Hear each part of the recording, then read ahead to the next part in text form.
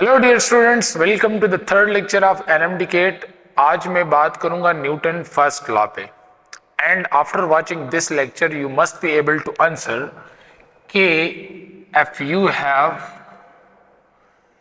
any body, let's say of mass m and there is another body of mass small m, तो इन दोनों masses के दरमियान यहाँ पे कोई फोर्स होगा कि नहीं और उस फोर्स को फाइंड कैसे करेंगे। और इसी तरह अगर ये कैपिटल मास m इस सरफेस पे पड़ा है तो यहाँ पे भी कोई फोर्स होगा कि नहीं, कौन सा फोर्स होगा वो फाइंड करेंगे।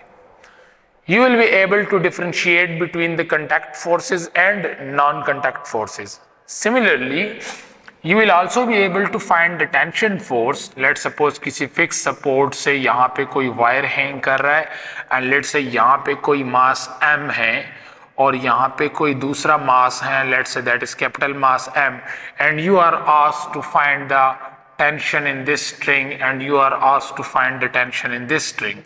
तो ये भी पढ़ेंगे। Similarly, let's say there is an inclined plane और इस inclined plane के ऊपर यहाँ पे कोई बॉडी जो है यहाँ पे पड़ी है ऑफ मास m, तो इस बॉडी पे कौन कौन सी फोर्सेस होती हैं और वो कैसे फाइंड करेंगे। सो ये सब कुछ पढ़ेंगे आज के लेक्चर में। Let's start the today's lecture. और सबसे पहले बेटा ये पढ़ते हैं कि जो फोर्सेस होती हैं वो आपके पास दो किस्म की होती हैं। वैसे तो ज्यादा है लेकिन यहाँ पे ये पढ़ते हैं कि कंटैक्ट फोर्सेस क्या है एंड नॉन कंटैक्ट फोर्सेस कौन सी हैं। तो नॉन कंटैक्ट फोर्सेस में physical interaction of the two bodies is not necessary. ये जरूरी नहीं कि दो बॉडीज इंटरेक्ट करेंगे तो वो एक दूसरे के साथ टच होंगे। जिस तरह कि आपने ग्रेविटेशनल फोर्स पढ़ा होगा, gravitational force Gm1m2 divided by r², the attraction between the two bodies, उसमें दो बॉडीज के दरमियान जो अट्रैक्टिव फोर्स होता है, इट इज नॉट नेसेसरी कि दोनों बॉडीज जो हैं वो एक दूसरे के साथ फिजिकली इंटरेक्ट कर रहे हो। इसी तरह electrostatic force, the force between the two charges, positive negative या पॉजिटिव पॉजिटिव, इस तरह आपके पास magnetic force, the force between the north pole and the south pole. So ऐसे फोर्सेस को हम नॉन कंटैक्ट फोर्सेस कहते हैं। लेकिन कुछ फोर्सेस होती हैं जो कंटैक्ट फोर्सेस होती हैं and Newton first law is almost about the contact forces. और एनएमडीकेट में भी आपसे ऑलमोस्ट यहाँ पे न्यूटन फर्स्ट लॉ में कंटैक्ट फोर्सेस के बारे में ही पूछते हैं।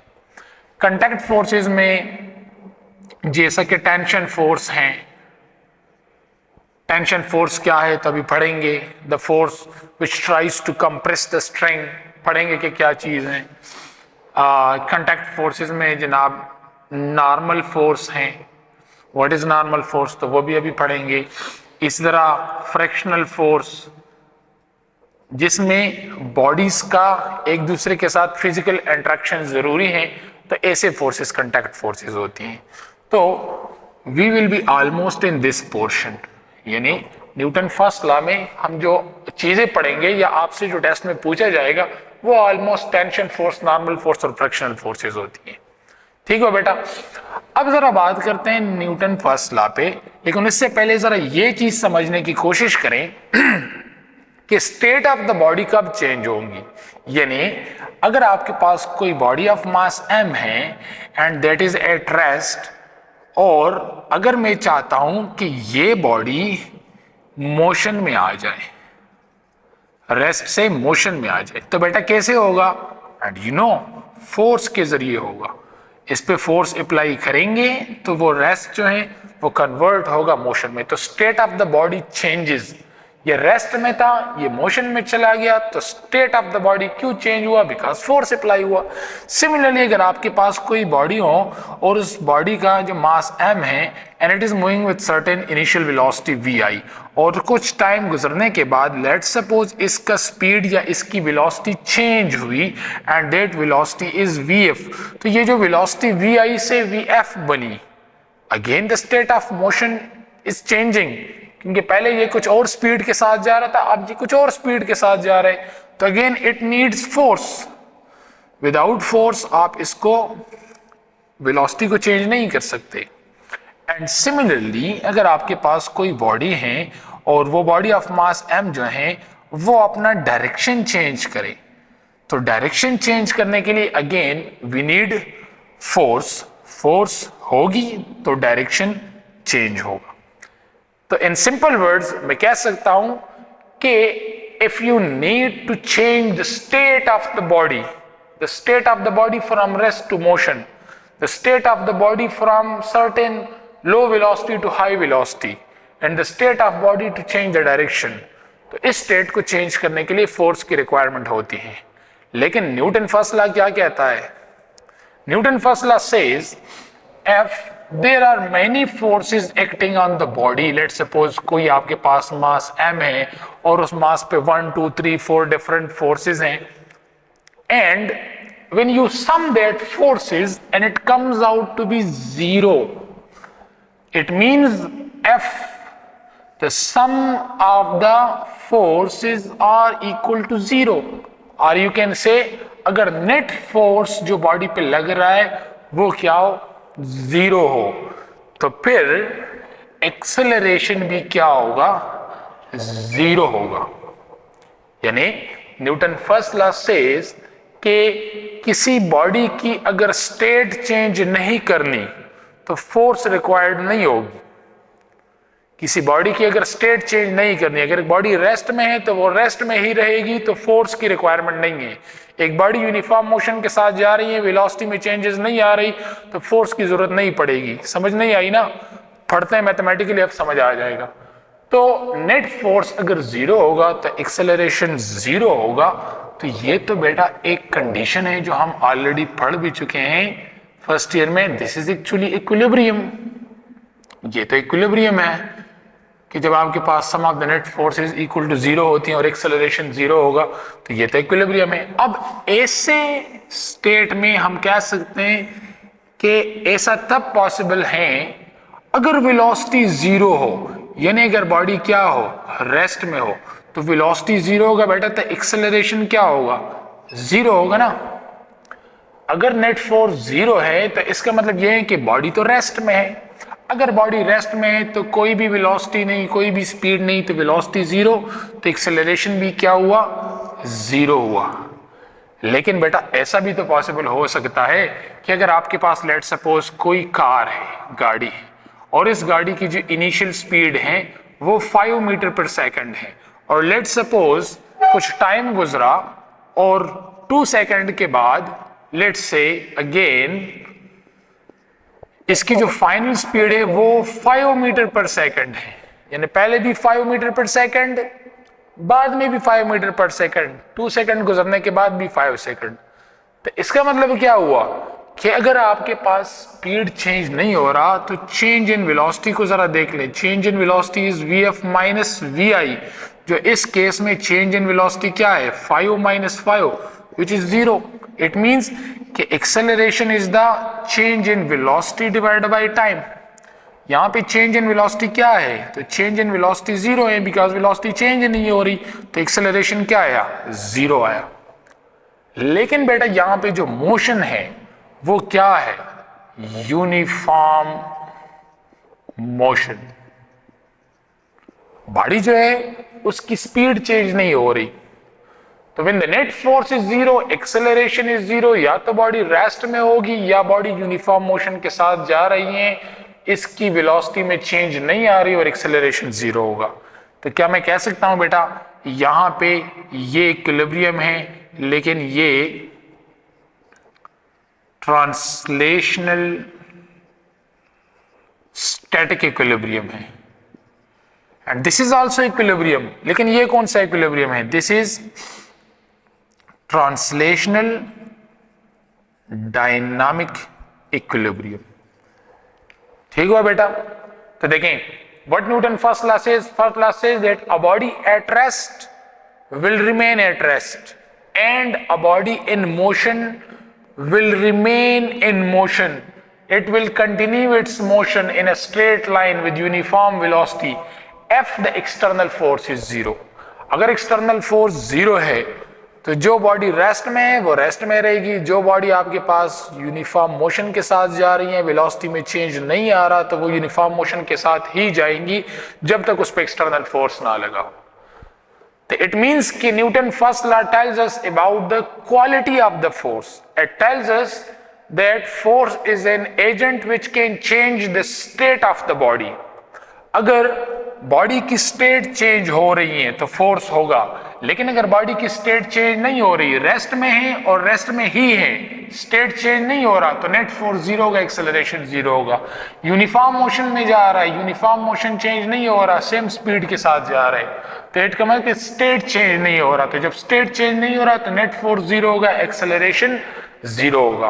और एमसीक्यूज के लिए याद रखें कि जब आपके पास बॉडी जो है वो ट्रांसलेशन मोशन, यानी लेट सपोज एक गाड़ी है और वो रेस्ट में है, तो वो कौन सी इक्विलिब्रियम में है? वो ट्रांसलेशन इक्विलिब्रियम में. फिर वो मूव करती हैं लेकिन सेम स्पीड के साथ मूव करती हैं, टाइम के साथ चेंज नहीं आता, तो वो ट्रांसलेशनल डायनेमिक इक्विलिब्रियम होगा.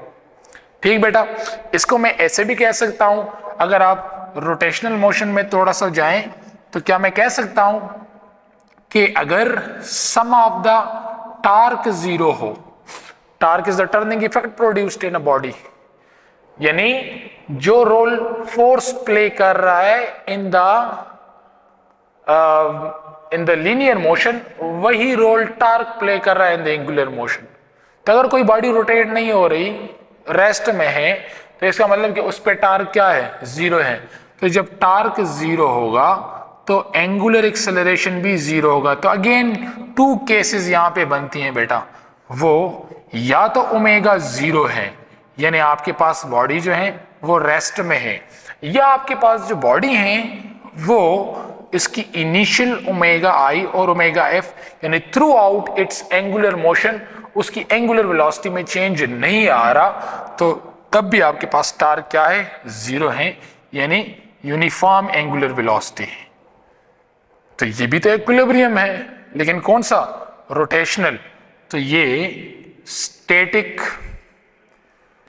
रोटेशनल इक्विलिब्रियम है, और ये डायनामिक रोटेशनल इक्विलिब्रियम है. जैसे कि बेटा, जैसे जिस वक्त मैं फैन को स्विच ऑन करूंगा, ये एमसीक्यू जरा गौर से सुने, जैसे ही मैं फैन को स्विच ऑन करूंगा तो वो फैन जो है वो आहिस्ता आहिस्ता एंगुलर वेलोसिटी उसकी इंक्रीज हो रही है. तो अगर वेलोसिटी में चेंज आ रहा है तो फोर्स होगा, वो न्यूटन सेकंड लॉ में पढ़ेंगे. लेकिन जब वो फैन कांस्टेंट एंगुलर वेलोसिटी एक दफा अटेन कर लेगा तो उस पे टार्क क्या होगा? जीरो होगा. ठीक है, तो वो फिर कहां पे आएगा? Omega I is equal to omega F, और डायनेमिक रोटेशन इक्विलिब्रियम में होगा. इस तरह अगर कोई फैन है, आपने कोई भी स्विच ऑन नहीं किया उसको, और फैन उस वक्त कौन से इक्विलिब्रियम में है? क्योंकि वो रोटेट तो कर सकता है लेकिन वो उस वक्त रेस्ट में है, तो वो होगा स्टैटिक रोटेशनल इक्विलिब्रियम में. बात समझ आई कि नहीं? तो ये पॉइंट्स और ये पॉइंट्स नोट डाउन कर लें, और इसके बाद पढ़ते हैं, इन्हीं तरफ आते हैं और ये बेसिक्स पढ़ते हैं.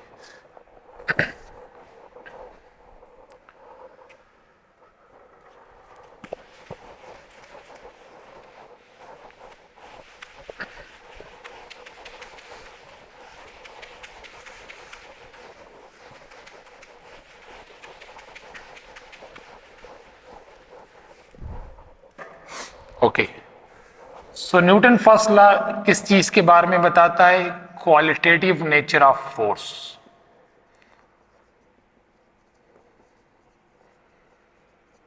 अगर एमसीक्यूज में पूछा जाए कि क्वांटिटी के बारे में बताता है या क्वालिटी के बारे में, सो क्वालिटेटिव नेचर ऑफ फोर्स के बारे में बताता है. एंड लॉ ऑफ इनर्शिया भी इसे कहते हैं. What is inertia? Inertia is the property of the body due to which the body wants to maintain its state of rest or the body wants to maintain its state of motion.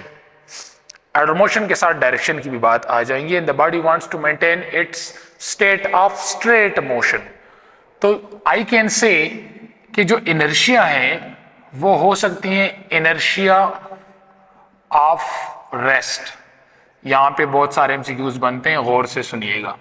और एक होती है inertia of motion, and third one is inertia of direction.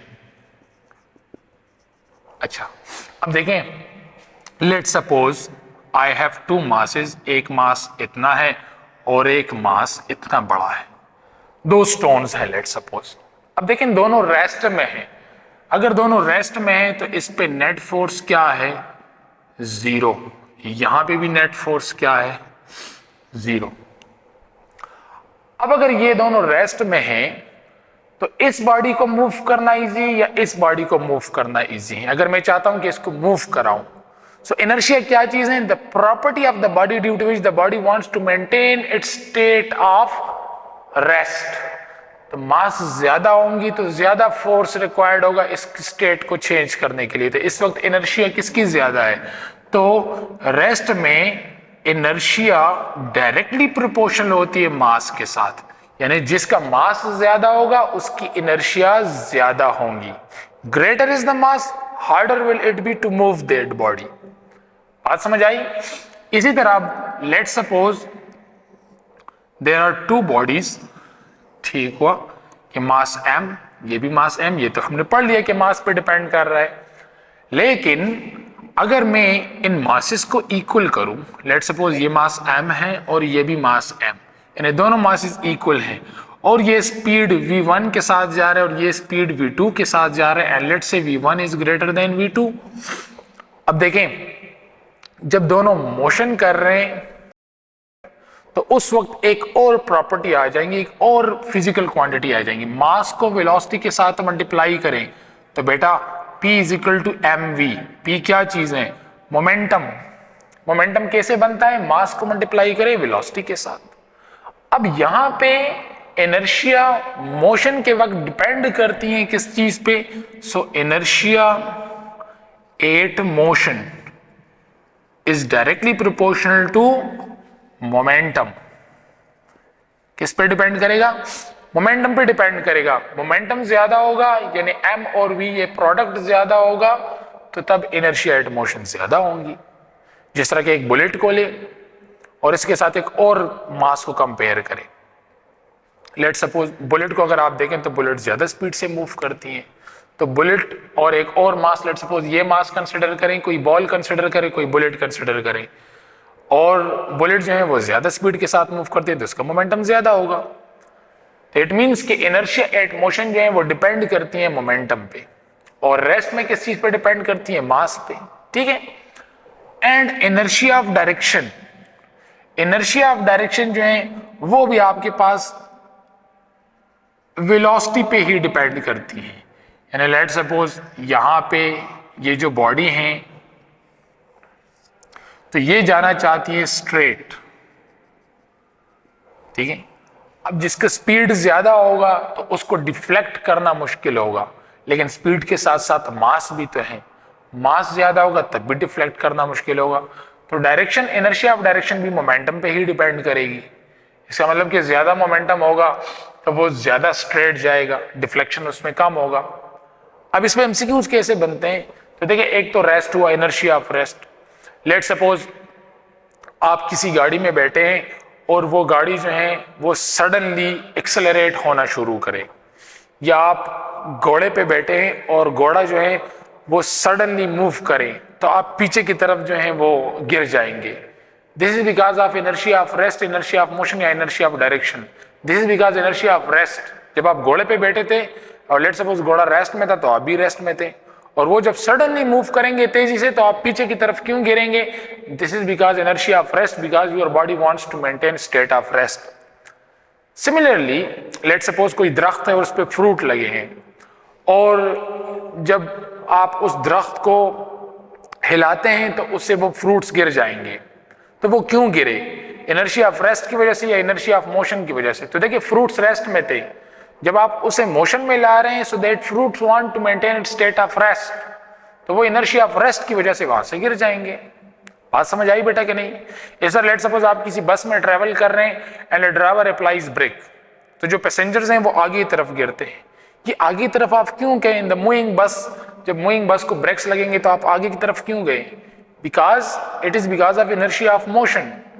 और इसी तरह अगर यहां पे देखें, लेट सपोज इसमें पैसेंजर्स बैठे हैं, इसमें पैसेंजर्स बैठे हैं, ठीक हुआ, जब यहां पे ये मूव करेगा और इस तरफ आएगा, यानी लेट सपोज अगर किसी बस में आप जा रहे हैं और वो बस जो है वो जो है राइट की तरफ मूव करे, तो पैसेंजर्स जो हैं वो थोड़े से लेफ्ट की तरफ ऐसे मूव करते हैं। बस राइट की तरफ मूव करेगा ना तेजी से, तो उसके अंदर जो पैसेंजर्स हैं वो लेफ्ट की तरफ मूव करना शुरू करेंगे। क्यों? क्योंकि जब बस राइट की तरफ गया तो वो बस जो सीधे जा रहा है उसमें जो पैसेंजर्स बैठे हैं, so they wants to maintain its state of motion in a straight line. लेकिन जब बस ऐसे मूव करेगा तो पैसेंजर्स अपनी उस स्ट्रेट मोशन में उसमें जाने के लिए उस इनर्शिया की वजह से वो थोड़े से इस तरफ जाएंगे। तो अगर बस लेफ्ट की तरफ जा रहे हैं तो पैसेंजर राइट की तरफ जो है थोड़े से टाइल्ट होंगे।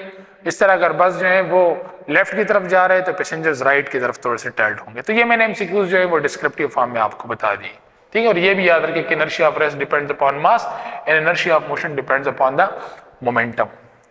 अब जो मैंने स्टार्ट में आपको क्वेश्चंस दिखाए थे उसकी तरफ आते हैं, नोटेड डाउन और वो पढ़ते हैं। ओके बेटा, अब टेंशन फोर्स को लेके कुछ एमसीक्यूज अक्सर आ जाते हैं एनएमडी के 8 में। उसके लिए एक न्यूमेरिकल प्रॉब्लम लेते हैं, उससे आपको टेंशन की समझ आ जाएंगी। Let's suppose this is a body जो हैंग हो रही है 2 kg है, और यहाँ पे एक और बॉडी है and let's suppose this is 5 kg and you are asked to find the tension in both the string. इस स्ट्रिंग में टेंशन कितनी होगी, इस स्ट्रिंग में टेंशन कितनी होगी। तो सबसे पहले tension always move away from point या बॉडी। इसका मतलब ये हुआ कि अगर मैं यहां पे टेंशन फाइंड करना चाहता हूं और इस बॉडी को मैं कंसिडर कर रहा हूं, तो टेंशन ऑलवेज मूव अवे, तो ये टेंशन की डायरेक्शन होगी टी। यानी आप इस मास पे बैठ के छतरी खोले, जिस साइड पे छतरी खोलेंगी वो डायरेक्शन होगी टेंशन की। Tension always move away from the point. अगर मैं इस पॉइंट को कंसिडर करूं यहां पे, तो यहां से देखिए टेंशन ऑलवेज मूव अवे, तो इस तरफ टेंशन जाएंगी, तो ये होंगी डायरेक्शन टेंशन की। इस तरह अगर मैं इस बॉडी को कंसिडर करूं, ये पॉइंट कंसिडर करूं, तो टेंशन ऑलवेज मूव अवे, तो मूव अवे तो ऐसा नहीं हो सकता ना, ये तो इसकी तरफ आ रहे, मूव अवे, तो ये होगी डायरेक्शन टेंशन की। इस तरह यहां पे देखें मूव अवे, तो इस तरफ जाएंगी ना टेंशन, तो ये टेंशन। तो अगर आप देखें tension force is a force which always tries to compress the string. Tension force क्या है? It always tries to compress the string. And यहां पे अगर आप देखें T, तो ये स्ट्रिंग चेंज, ये string change, so if string changes,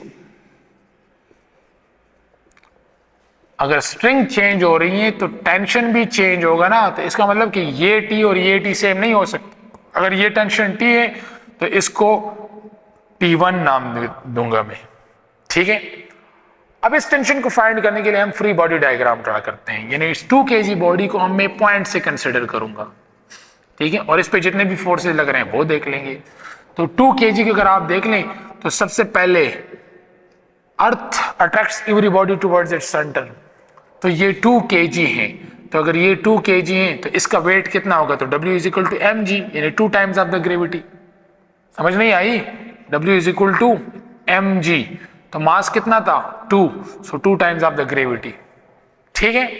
and यहां पे T1 भी इस डायरेक्शन में है 2 kg के लिए, तो ये हुआ T1, और ऊपर की डायरेक्शन में T है, यानी यहां पे जितने भी फोर्सेस हैं T ऊपर हैं, वेट डायरेक्टेड डाउनवर्ड्स, और T1 भी डायरेक्टेड डाउनवर्ड्स। बात समझ आई कि नहीं? अब T1 और वेट एक ही डायरेक्शन में है, ये दोनों ऐड होंगे और ये इसके इक्वल होंगे जो इसके अपोजिट है, तो T is equal to T1 plus mg। सही है? और I can say T is equal to T1 plus 2 times of the g। अब फ्री बॉडी डायग्राम ड्रा करते हैं, इसके लिए भी 5g के लिए। तो ये 5 किलोग्राम हुआ, तो सबसे पहले आपने वेट लिखना है, तो 5 times of the gravity weight होगा, ठीक है। नीचे कोई भी टेंशन नहीं है, सिर्फ ऊपर एक टेंशन है एंड दैट इज T1। तो यहां से मैं लिख सकता हूं कि T1 इज इक्वल टू, एक ऊपर एक नीचे, दोनों एक दूसरे को बैलेंस कर रहे हैं, तो T1 is equal to 5 times of the g। तो यहां से T फाइंड हुआ, तो T is equal to, T1 की वैल्यू कितनी थी 5, तो 5g प्लस 2g, तो T is equal to 7g। तो इसका मतलब कि ये जो T है ये 7g होगा, और ये जो T1 है, T1 वो 5g है, और जी की वैल्यू पुट करके वैल्यूज हम फाइंड कर सकते हैं। क्लियर बेटा, समझ आई कि नहीं? अब एक और चीज, एक और फोर्स, ये भी कंटैक्ट फोर्स था, टेंशन। एक और फोर्स है जिसे हम कहते हैं normal force. Very important in this. Normal force क्या चीज है? लेट्स से आपके पास कोई सरफेस है, इस सरफेस के ऊपर कोई बॉडी ऑफ मास m पड़ी है, ठीक हुआ बेटा। अब ये मास जो है, इसकी तो ग्रेविटेशनल फोर्स की वजह से W is equal to mg, ये इसका वेट होगा, ठीक हुआ। लेकिन यहां पे इन दोनों के दरमियान कंटैक्ट है, and when two bodies are in contact तो वहां पे एक फोर्स होती है जिसे कंटैक्ट फोर्स कहते हैं, और कंटैक्ट फोर्स को हम नॉर्मल फोर्स से ड्रा करते हैं। सो यहां पे जो कंटैक्ट फोर्स है उसको शो करने के लिए यहां पे हम एक ए से लाइन ड्रा करते हैं, जो कि क्या चीज होगा? Normal force. तो the forces always occurs in pairs. ये न्यूटन थर्ड लॉ में पढ़ भी लेंगे कि फोर्सेस हमेशा पेयर्स में होती है। अगर ये सरफेस इस मास पे जो फोर्स डाल रही है वो नॉर्मल फोर्स है, तो अगर ये नॉर्मल फोर्स है ऊपर, तो बिल्कुल अगर ये नॉर्मल फोर्स n है ऊपर, तो n यहां पे नीचे भी होगा। न्यूटन थर्ड लॉ में पढ़ लेंगे, डोंट वरी, वहां से क्लियर हो जाएगा, ठीक है। तो forces always exist in pairs. तो अगर ये नॉर्मल फोर्स n है तो ये नॉर्मल फोर्स n नीचे भी होगा। क्लियर बेटा? यानी अगर आपके पास कोई body of mass capital M है और यहां पे एक और बॉडी मास m है, तो अब देखें, एक कंटैक्ट फोर्स यहां पे भी है, एक कंटैक्ट फोर्स यहां पे भी है, दोनों केस में है, ठीक है। तो फ्री बॉडी डायग्राम अगर मैं ड्रा करूं तो उससे इजीली क्लियर हो जाएगा। ये कैपिटल M पे जो नॉर्मल फोर्स लग रहा है वो N1 है, स्मॉल m पे जो नॉर्मल फोर्स लग रहा है वो N है, लेकिन दोनों की ग्रेविटी भी है ना, ग्रेविटी भी तो दोनों की होंगी, मास की वजह से भी ग्रेविटेशनल फोर्स होगा, W is equal to mg, यहाँ पे भी W is equal to mg। अब ये स्मॉल m को लें, ये लेट सपोज मैं स्मॉल m को ले रहा हूं, तो बेटा अब आपने वो फोर्सेस लेनी है जो इस बॉडी पे एक्ट कर रही है। ये बॉडी किसी दूसरे पे फोर्स लगा रही है वो नहीं, इस बॉडी पे जितने फोर्स लग रहे हैं वो आपने लिखनी है। तो जैसे मैंने कहा, अब यहां पे देखें, ये स्मॉल कैपिटल M और स्मॉल m के दरमियान यहां पे कांटेक्ट है कि नहीं? तो जब यहां पे कांटेक्ट है तो कैपिटल M स्मॉल m पे नॉर्मल फोर्स n लगा आ रहा है, वो नॉर्मल फोर्स इस पे भी तो लगेगा ना, नीचे डायरेक्शन में n। तो अगर ये मैं स्मॉल m को ड्रा कर रहा हूं तो इसकी ये mg ये हुआ, ठीक हुआ। अब इस बॉडी पे एक और भी फोर्स लगा रहा है, ये बॉडी इस पे लगा रहा है, तो मैंने आपको कहा कि वो फोर्स लेने नहीं जो उस बॉडी पे लग रही हैं, तो इस पे जो नॉर्मल फोर्स लग रहा है वो क्या है? n। तो यहां से मुझे पता चला कि normal force n is equal to mg। Clear बेटा? इसी तरह कैपिटल M को देखें, कैपिटल M का फ्री बॉडी डायग्राम, ये कैपिटल M है तो mg ये इसका वैल्यू, ठीक है। अब इस पे एक और भी फोर्स लग रहा है, कौन सा फोर्स लग रहा है? अर्थ, ये जो सरफेस है, ये सरफेस इस पे नॉर्मल फोर्स N1 लगा रही है कि नहीं? तो ये कौन सा फोर्स हुआ? N1 हुआ। अब ये स्मॉल m इस पे फोर्स लगा रहा है, कौन सा force? N। Force always exist in pair, तो यहाँ पे इन दोनों के दरमियान कांटेक्ट फोर्स था, स्मॉल m और कैपिटल M, वो n था, तो उसके अपोजिट एक फोर्स लग रहा है n। तो यहाँ पे एक और भी फोर्स लग रहा है ना, वो क्या है? n। तो यहां से अगर मैं देख लूं, मैंने अगर n1 फाइंड करना हो तो ये n और mg एक ही डायरेक्शन में है, तो n1 is equal to n और mg एक ही डायरेक्शन में, तो n प्लस mg, और n किसके बराबर है? mg के, तो n1 इज इक्वल टू यहाँ पे आया mg, और ये सॉरी ये कैपिटल M है, तो ये आएगा प्लस mg। तो n1 is equal to g common लें और यहाँ पे आएगा m प्लस m। ये बड़ा इंपॉर्टेंट है, एमसीक्यूज में पूछा जा सकता है, ठीक है। तो अगर बॉडीज एक दूसरे के ऊपर पड़े हैं तो आप कांटेक्ट फोर्सेस फाइंड कर सकते हैं। यहाँ पे जो स्मॉल n, इन दोनों के दरमियान जो कांटेक्ट फोर्स है वो n is equal to mg, लेकिन यहाँ पे अगर कांटेक्ट फोर्स फाइंड करना हो तो वो इसकी g और फिर इसका मास और इसका मास, g की वैल्यू और फिर दोनों का मास। इस पे एक न्यूमेरिकल प्रॉब्लम करते हैं तो फिर आपको बड़ी इजीली समझ आ जाएंगी। अगर इसकी समझ नहीं आई तो उस न्यूमेरिकल प्रॉब्लम से समझ आ जाएंगी। नोट इट डाउन और वो न्यूमेरिकल प्रॉब्लम करते हैं।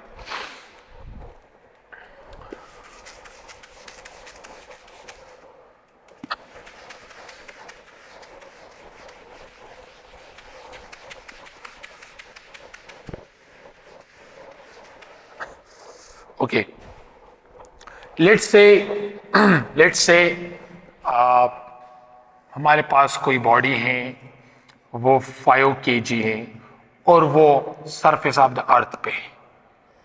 फिर इसके ऊपर 3 kg बॉडी पड़ी है, फिर इसके ऊपर 2 kg बॉडी पड़ी है, और आपसे कहा जाए कि यहाँ पे नॉर्मल फोर्स N1 फाइंड करें, यहाँ पे contact force normal force N2 find करें, यहाँ पे contact force normal force N3 find करें।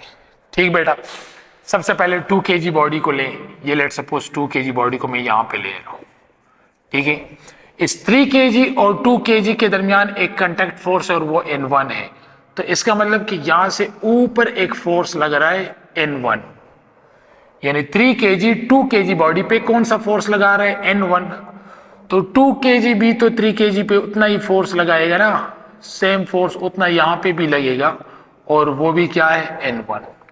तो 2 kg डायग्राम, यहाँ पे 2 kg देख ले, 2 kg का फ्री बॉडी डायग्राम मैं ड्रा कर रहा हूं। तो 2 kg बॉडी का एक तो जमीन इस पे फोर्स लगा रहा है 2 टाइम्स ऑफ द ग्रेविटी, और एक इस बॉडी पे एक और फोर्स ये नीचे 3 kg बॉडी लगा रहा है, और वो है N1 के बराबर। तो यहां से क्लियर हुआ कि N1 is equal to 2 times of G। फिर 3 kg बॉडी को लें। 3 kg बॉडी का सबसे पहले 3 टाइम्स ऑफ द ग्रेविटी, ये इसका वेट होगा। अब ये 2 kg बॉडी 3 kg बॉडी पे जो फोर्स लगा रही है वो N1 तो है ना बेटा, तो यहाँ पे ये N1 होगा। लेकिन 3 kg बॉडी जो है वो 5 kg बॉडी पे पड़ी है यहाँ पे, तो ये इस पे फोर्स लगाएगा, ये 5 kg 3 kg बॉडी पे फोर्स लगाएगा, और वो कितना है? N2। तो 3 kg बॉडी पे एक और भी फोर्स पड़ रहा है, और वो क्या है? N2। समझ आई कि नहीं? ठीक है, 2 kg 3 kg बॉडी पे N1 फोर्स लगा रहा था, वो N1 है। जमीन इसको खींच रही है 3G, तो 3G लिख लिया, और ये 5G 3 kg पे फोर्स लगा रहे हैं N2, तो वो N2 हुआ। ये दोनों एक डायरेक्शन में, तो यहाँ पे मैं लिख सकता हूँ कि N2 is equal to N1 plus 3G। तो N2 is equal to N1 कितना था? 2G प्लस 3G, तो N2 is equal to 5G। And the last one 5G, 5 kg, ये 5 kg है। ठीक है, सरफेस यानी ये अगर जमीन है, अर्थ है, तो अर्थ इस 5 kg पे कितना फोर्स लगा रहा है? N3 फोर्स लगा रहा है। ठीक है, यानी ये इस पे N3 फोर्स लगा रहा है, यहां पे कौन सा फोर्स? N3। तो ये बॉडी जमीन पे कितना फोर्स लगा रही है? N3। लेकिन मैं सिर्फ उन फोर्सेस में इंटरेस्टेड हूं जो इस पे लग रहा है। तो जमीन इस पे कितना फोर्स लगा रहा है? N3। तो ये हुआ N3। ठीक है, ये N3। लेकिन इस 5 kg बॉडी पे ये 3 kg बॉडी भी तो फोर्स लगा रहे हैं ना। आप तो कहेंगे कि 2 kg भी लगा रहे हैं कि नहीं, जो इसके साथ कांटेक्ट में हो सिर्फ वो लेना है। तो 5 kg के साथ 3 kg कांटेक्ट में है, तो 3 kg आंसर फिर भी सेम आएगा अगर आप दोनों को लेते हैं। तो 3 kg कांटेक्ट में है, तो 5 kg इस पे एक फोर्स जमीन लगा रहा था N3, वो ऊपर की डायरेक्शन में N3। फिर इस पे 3 kg बॉडी फोर्स लगा रही है, और कितना फोर्स लगा रही है? वो है जनाब कितना? ये देखिए कांटेक्ट फोर्स इन दोनों के दरमियान कितना है? N2। तो यहाँ पे इस पे फोर्स लग रहा है कितना? N2। यानी ये 5 kg 3 kg पे N2 फोर्स लगा रहा है, तो 3 kg 5 kg पे कितना लगाएंगे? वो भी N2 ही होगा ना। Force is always used in nature in pairs, तो N3। तो 5 kg पे एक फोर्स हुआ N2, ठीक हुआ, जो ये लगा रहा है। फिर इस पे एक और फोर्स है N3, जो जमीन यानी सरफेस इस पे लगा रहा है, और एक इसकी ग्रेविटी होंगी, वो 5 टाइम्स ऑफ द G होंगी। तो यहां से N3 फाइंड करें, तो N3 is equal to N2 plus 5G। तो N3 is equal to N2 कितनी थी? 5G प्लस 5G, तो N3 is equal to 10G। ठीक है, तो यहां पे अगर कांटेक्ट फोर्स फाइंड करना हो तो 5, 6, 7, 8, 9, 10 ऐसे आप डायरेक्ट भी लिख सकते हैं। यहां पे कांटेक्ट फोर्स फाइंड करना हो तो इसकी अपनी भी वेट लेनी है, तो 3, 4, 5, तो 5 टाइम्स ऑफ द G। ठीक बेटा, अब आप देखें यहां पे अगर आपके पास ये सरफेस पे कोई बॉडी पड़ी हो, ये 7 kg हो, इसके ऊपर 3 kg हो, इसके ऊपर 2 kg हो, इसके ऊपर 1 kg हो, तो यहाँ पे कांटेक्ट फोर्स 1 kg, यहाँ पे कांटेक्ट फोर्स इसकी अपनी भी और ये भी 2 + 1 3 टाइम्स ऑफ द जी। यहाँ पे फाइंड करना हो 3 4 5 6 टाइम्स ऑफ द जी। यहाँ पे फाइंड करना तो 7 10 12 13 टाइम्स ऑफ द जी। यानी यहाँ पे जो नॉर्मल फोर्स होगा वो कितना होगा 7, ये भी लेना है 10 12 13, सो 13 टाइम्स ऑफ द जी। यहाँ पे लेना है तो ये यहाँ पे 3 4 5 6, तो 6 टाइम्स ऑफ द जी। यहाँ पे लेना है कांटेक्ट फोर्स तो ये 2 + 1 तो 3g। यहाँ पे लेना है तो 1g। आई होप कि आप लोगों को ये पॉइंट समझ आ गए। ठीक बेटा। And now the last one is on the inclined plane. कि इंक्लाइंड प्लेन पे नॉर्मल फोर्स क्या होती है वो जरा डिस्कस करते हैं।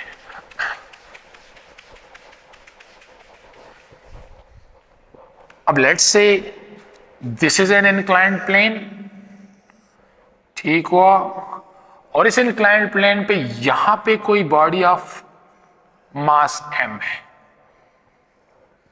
ठीक बेटा। तो यहां पे ये कांटेक्ट हो रही है ना, ये कांटेक्ट, तो इस बॉडी पे कांटेक्ट फोर्स है और वो कांटेक्ट फोर्स क्या है नॉर्मल फोर्स। जमीन इसे खींच रही सेंटर की तरफ, वो है वेट। यहां पे ये इंक्लाइंड प्लेन है, कितना इंक्लिनेशन है वो एंगल थीटा हुआ। अब यहां पे और भी फोर्सेस होंगी, न्यूटन सेकंड लॉ में पढ़ेंगे। अगर ये नीचे की तरफ जा रहा है तो ये जा रहा है किसी फोर्स की वजह से, तो नेट फोर्स की वजह से ये मूव कर रहा है। जिस फोर्स की वजह से बॉडी मूव करती है वो नेट फोर्स होता है। अगर ये बॉडी इस वक्त मूव कर रही है तो फिर नेट फोर्स 0 नहीं होगा, उस पर कुछ नेट फोर्स होगा, तो मैंने उसको नेट नाम दे दिया। और एक और फोर्स जो इसको रुकवाने की कोशिश कर रहा है, फ्रिक्शनल फोर्स। ये नीचे की तरफ जा रहा है ना, तो एक और फोर्स है जो इसको रोकने की कोशिश कर रहा है, फ्रिक्शनल फोर्स। अब देखिए, अगर मैं इस वेट को कंपोनेंट्स में डिवाइड करूं, क्योंकि मैंने नॉर्मल फोर्स को देखना है कि कौन इसको बैलेंस कर रहा है, तो इसका मतलब कि यहां पे मुझे कंपोनेंट्स चाहिए। तो क्या करूंगा, इसका एक कंपोनेंट ये होगा और जितना थीटा ये होगा उतना थीटा ये भी होगा, और एक कंपोनेंट ये होगा। ठीक है, ये इसका पैरेलल कंपोनेंट और ये इसका परपेंडिकुलर कंपोनेंट। ये अगर थीटा है तो परपेंडिकुलर कंपोनेंट ये हुआ, किसका, वेट का परपेंडिकुलर कंपोनेंट। तो आप ऐसे भी लिख सकते हैं, इसको वेट कह ले या फोर्स कह ले, तो वेट का परपेंडिकुलर कंपोनेंट और वेट का पैरेलल कंपोनेंट, फोर्स कह ले या वेट कह ले। अब यहाँ पे अब मैं न्यूटन सेकंड लॉ में नहीं जा रहा, फिर यहाँ पे नेट फोर्स डिस्कस करेंगे इन डिटेल, लेकिन यहाँ पे नॉर्मल फोर्स को देख लें कौन बैलेंस कर रहा है। So normal force is equal to perpendicular component of the weight. So normal force is equal to यहाँ पे mg cos ऑफ थीटा इसके साथ आएगा, क्योंकि परपेंडिकुलर कंपोनेंट उसके लिए हम थीटा फाइंड करते हैं। जहाँ पे थीटा होता है जिस साइड के साथ, यानी यहाँ पे ये थीटा है तो इसके ये परपेंडिकुलर कंपोनेंट है, तो परपेंडिकुलर कंपोनेंट आपने सेकंड चैप्टर में पढ़ा होगा, फिर हम वहाँ पे cos थीटा यूज करते हैं। तो यहाँ पे n is equal to mg cos theta होगा। इससे पहले हम सिर्फ n is equal to mg, वो स्ट्रेट था, अब थोड़ी सी इंक्लिनेशन आई तो फिर n is equal to normal force mg cos theta के बराबर होगा। और यहाँ पे जो नेट फोर्स है ये पैरेलल फोर्स के बराबर है, यानी वेट पैरेलल या फोर्स पैरेलल दोनों लिख सकते हैं, आपकी मर्जी। ठीक है, लेकिन वो न्यूटन सेकंड लॉ में पढ़ेंगे। अब तक हमारा यहाँ तक है कि नॉर्मल फोर्स ही फाइंड करना है। क्लियर बेटा। तो अगर एमसीक्यूज में आ जाए कि इंक्लाइंड प्लेन पे बॉडी जा रही है तो नॉर्मल फोर्स जो है वो किसके बराबर होगा, mg cos theta. And the last very minute thing, एक और चीज मैं भूल गया, दैट इज जहां पे न्यूटन फर्स्ट लॉ ओबे होती हैं उस जगह को या उस फ्रेम को कहते हैं इनर्शियल फ्रेम। इनर्शियल फ्रेम यानी लेट सपोज कोई गाड़ी है और उस गाड़ी की vi या v1 is equal to v2 is equal to v3 is equal to v4, यानी initial velocity is equal to final velocity, velocity में फर्क नहीं आ रहा, तो ये नॉन एक्सेलरेटेड फ्रेम है, नॉन एक्सेलरेटेड जगह है। तो नॉन एक्सेलरेटेड मींस कि इसमें एक्सेलरेशन नहीं है। तो जहां पे न्यूटन फर्स्ट लॉ ओबे होती हैं उसको कहते हैं इनर्शियल फ्रेम ऑफ रेफरेंस, यानी इस वक्त ये जो गाड़ी है ये इनर्शियल फ्रेम में इसे कह सकता हूं। This was all about Newton first law. मैंने अपने इस लेक्चर में पूरी कोशिश की कि जितने भी चीजें में या जितने भी एमसीक्यूज रिक्वायरमेंट हैं वो सारे मैंने इसमें कवर कर लिए। इसके बाद इंशाल्लाह न्यूटन सेकंड लॉ को इन डिटेल में पढ़ेंगे, फिर उसमें और भी बेहतरीन और भी बढ़िया क्वेश्चंस बन सकते हैं। तब तक के लिए अल्लाह हाफिज।